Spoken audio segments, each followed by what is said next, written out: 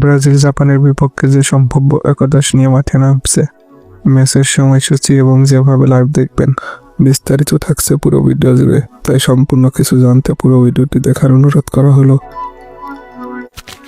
আজ বিকেল 4:30 বাংলাদেশ সময় মাঠে নামছে পাঁচবারের বিশ্ব চ্যাম্পিয়ন ব্রাজিল। তাদের প্রতিপক্ষ এশিয়ার শক্তিশালী দল জাপান।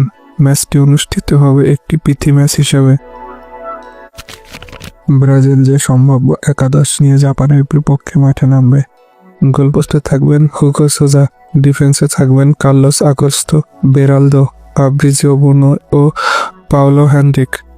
মাঝমাঠে থাকবেন অভিজ্ঞ ক্যাসিমেরো, লুকাস পাকেতা ও বুনো গুইমারেস।